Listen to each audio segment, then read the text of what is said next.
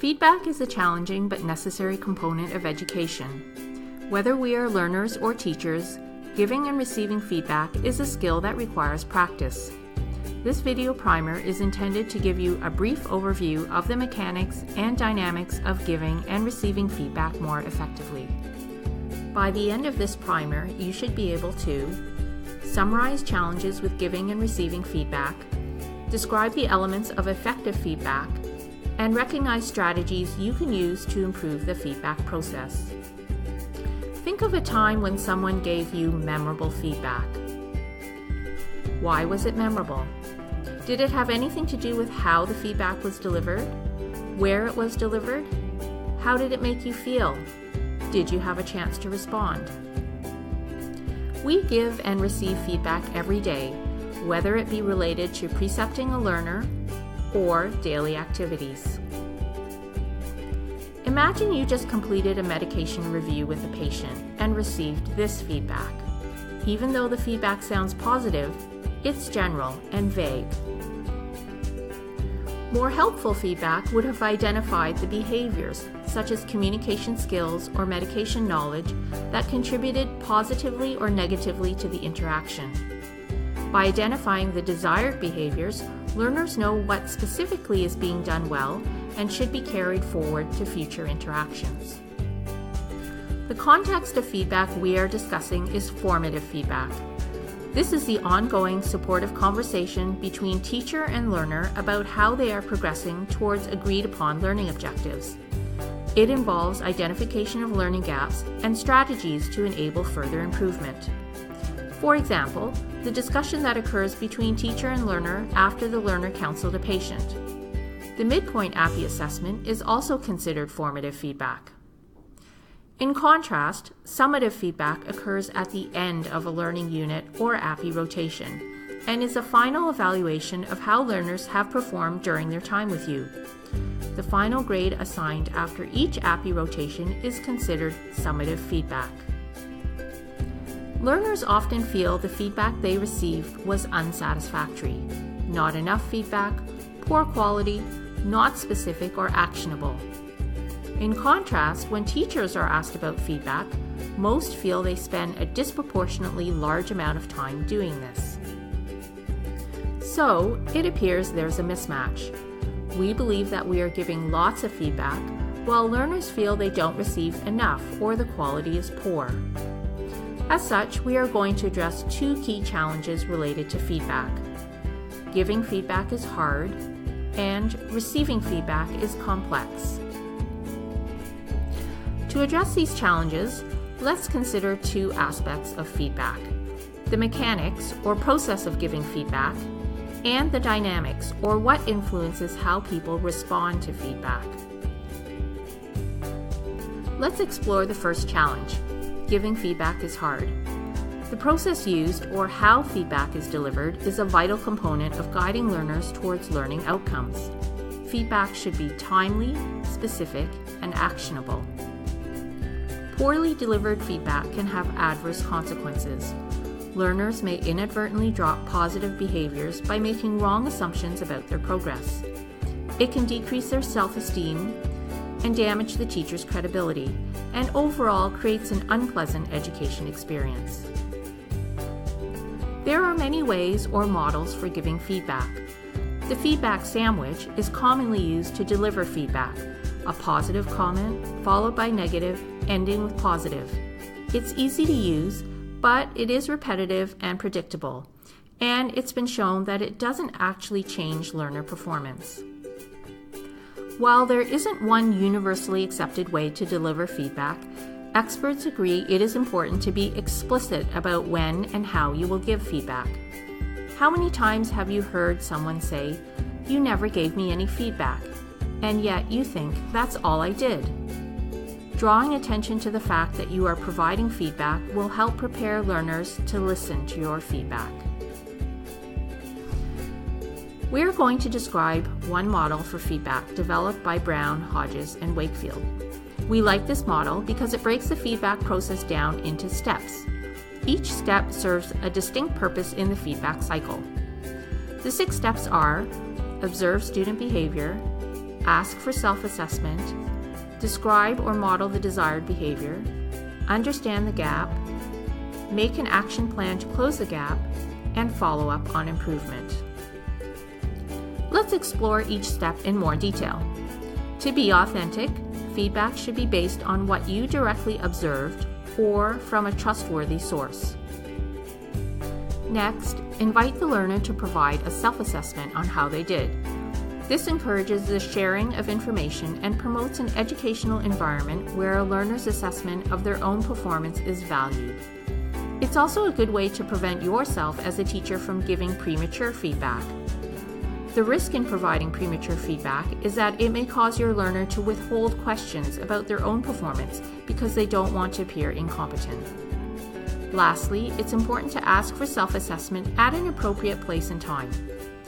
If your student has just finished an emotionally draining or challenging encounter, it may not be the best time to ask for self-assessment. They may need a few minutes to gather their thoughts before being able to comment objectively. Describing the desired behavior allows you to articulate what is expected and compare that to how they did.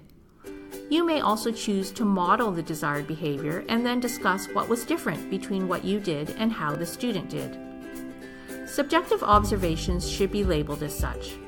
For example, I thought you were nervous because you were speaking very quietly. You don't know if they were nervous, but you can describe behaviors you saw and what you concluded from them. Avoid sweeping statements or judgments unless you follow them up with concrete descriptive examples. After you have discussed the desired behavior and compared it to the learner's performance, test their understanding of the learning gap by inviting them to summarize or paraphrase your feedback. Coming up with an action plan to close the gap is something that should be negotiated between the teacher and learner. The action plan should align with the identified gap and should take into consideration things like time and workload. For example, if there is a lack of knowledge in a particular area, you could ask what they could do to improve their knowledge. They might suggest doing some reading.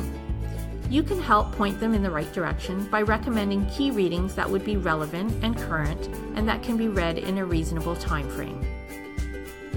The last step is following up on improvement. This is important to reinforce learning and gives the learners an opportunity to ask questions or gain further clarification about something. Deciding when to follow up is also important.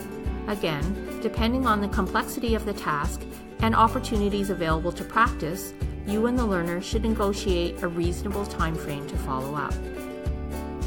So, we have described one process for giving feedback, and you may already be doing many of these things. However, have you ever wondered why learners sometimes don't respond to your feedback the way you would expect? One of the frustrations in giving feedback is that learner response is not predictable. Feedback devices like a thermostat provide predictable responses. When a certain temperature is reached, the heat will come on. Now, imagine the fuel gauge on a car. Just because it's pointing on empty doesn't mean the driver will automatically pull into the next gas station. Providing feedback to students can sometimes feel like this. Their response to your feedback can be variable and unpredictable. Educators are rethinking feedback. Traditionally, we have taken a teacher-centric approach to feedback by focusing on the process of giving feedback. However, attention must also be paid to how feedback is received. For example, a lack of confidence or experience with a particular task affects how learners react or respond to feedback. Not wanting to seem unprepared may make someone hesitant to ask for feedback or provide an accurate self-assessment. On the other hand, overconfidence or those with lots of experience may not acknowledge or value the feedback being provided. A learner's emotional state also influences their receptiveness to feedback. A particularly harsh assessment from a previous rotation may make a learner less likely to seek feedback for fear of exposing a weakness or flaw in their performance. In other words, receiving feedback is complex. Ultimately, the receiver is in charge of what they let in and how and whether they choose to change. While process or mechanics of giving feedback is important, We also need to pay attention to the dynamics or what influences how people react or respond to feedback. Here are some ways to improve responsiveness to feedback. Create a safe learning environment that promotes a culture of feedback. Provide regular opportunities for feedback and encourage learners to ask for feedback. Ask learners to give you feedback. Feedback delivered from a credible and beneficent source is more likely to positively influence behavior. This involves developing a trusting relationship. This can be fostered by giving feedback on what you have directly observed and reminding learners that you both share a common goal, which is to complete the rotation successfully. Credibility as a clinician will also influence whether a learner decides to accept your feedback or not. So, if you are not sure about something, say so. Use it as an opportunity to learn together. Learners value teachers that are enthusiastic, supportive, and willing to help.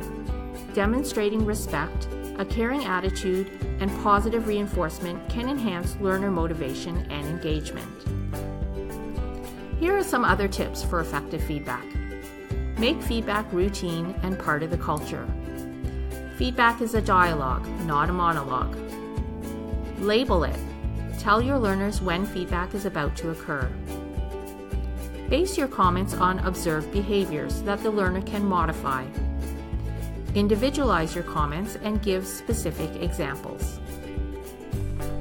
Don't overload the student with comments. Prioritize what you feel needs to be discussed now and what can wait until later. A good tip is for you and your student to decide the things that you will be focusing on before an encounter. For example, if your student is about to perform a medication history, you might decide to focus on whether they gathered all the necessary information before the patient leaves. You may decide to talk about nonverbal communication skills afterwards when the patient has left and you have more time to discuss this in detail. Lastly, it does require teachers and learners' tolerance of discomfort and criticism, as not everything will always sound favorable. Providing effective feedback is essential in guiding learners towards achieving desired educational outcomes. Use the learning contract and expected levels of performance documents in the APPE manual to help guide you. Giving feedback is hard. Thinking about the mechanics of giving feedback using a model or framework, such as the 6 steps, can help improve the way you give feedback. Remember to be explicit and let learners know whenever you are giving them feedback. In other words, label it. Receiving feedback is complex. Process is important, but there are other factors that influence how a learner responds to feedback. Dialogue between learner and teacher is essential to be an effective feedback encounter. Consider the elements that work towards creating a positive feedback culture, such as the learning environment and building a trusting relationship between teacher and learner. Lastly, mastering feedback is part of lifelong learning. Get feedback on your feedback from your students, peers, and mentors, so you know what's working and what you can improve for next time. This is the end of our video primer on feedback. We hope you have gained some useful tips. What's one new thing you would like to try during your next feedback encounter?